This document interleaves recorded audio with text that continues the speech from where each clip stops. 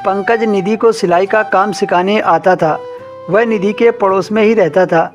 पंकज निधि को पिछले 4 महीने से कपड़े की सिलाई सिखा रहा था। पंकज की और निधि की मम्मी की काफ़ी अच्छी दोस्ती थी। पहले तो निधि चोरी छिपे पंकज से सिलाई का काम सीख रही थी, पर बाद में पता चला निधि की मम्मी ने कभी पंकज से वादा किया होगा कि वह अपनी पसंदीदा चीज़ उसे तोहफे के रूप में देगी, और उसकी मम्मी की सबसे पसंदीदा चीज़ वही थी। निधि की मम्मी ने अपने दोस्त को तोहफे के रूप में निधि को दे दिया था। पंकज इस तोहफे से बहुत खुश था। पंकज की पहले ही शादी हो गई थी, पर किस्मत ने उसका साथ न दिया था और उसकी पत्नी किसी के साथ भाग गई थी। निधि भी पूरी जवान हो चुकी थी और पंकज के अनुभवी अंदाज ने उसे अच्छे से ढाल दिया था, जिससे उसका बदन और भी निखरने लगा था। अब तो मम्मी के कपड़े भी निधि को फिट आने लगे थे। अगर वह मम्मी के कपड़े पहन ले तो उसे कोई पहचान नहीं सकता कि वह निधि है। एक रोज़ कॉलेज से लौटते वक्त वह बारिश में भीग गई।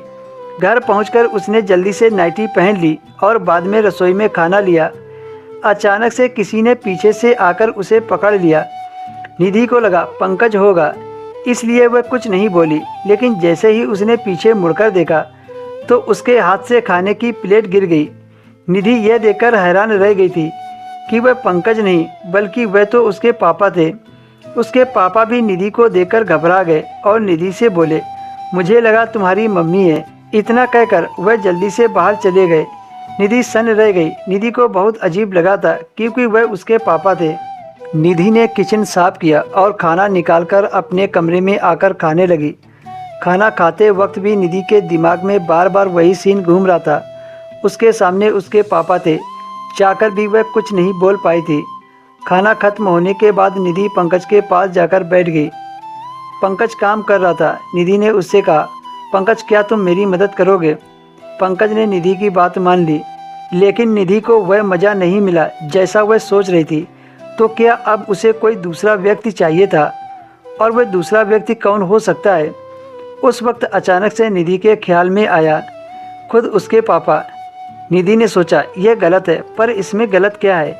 ये बात निधि के समझ में नहीं आ रही थी, क्योंकि उसकी मम्मी ने खुद पंकज को तोहफे के रूप में उसे दिया हुआ था। अगर वह उसके दोस्त को स्वीकार कर सकती है तो पापा को क्यों नहीं? उस दिन से निधि को अपने पापा और भी अच्छे लगने लगे थे। रात को सब लोग खाना खाने बैठे तो निधि जानबूझकर ठीक पापा के सामने बैठ गई थी और बार बार पापा को देखे जा रही थी, लेकिन निधि के पापा निधि से नज़र नहीं मिला रहे थे। खाना खत्म होने के बाद निधि ने मम्मी को दोपहर वाली चाय बनाई। मम्मी ने पूछा, तो तुम अपने पापा से क्या चाहती हो? निधि ने जवाब दिया, मुझे पापा से क्या चाहिए? कुछ नहीं। उसकी मम्मी ने कहा, पंकज तुम्हारी हर तरह से मदद करता है, तुम उसके साथ रहो और मुझे पापा के साथ रहने दो। निधि चुप रही, लेकिन वह मन ही मन सोच रही थी कि काश पापा एक बार मुझे। एक दिन निधि ने चाल चली, मम्मी को नींद की गोली खिलाकर सुला दिया और मम्मी की नाइटी पहनकर पापा के कमरे में चली गई। उस रात पापा ने मम्मी समझकर निधि के साथ वो किया सुनकर आपके पैरों तले से ज़मीन निकल जाएगी।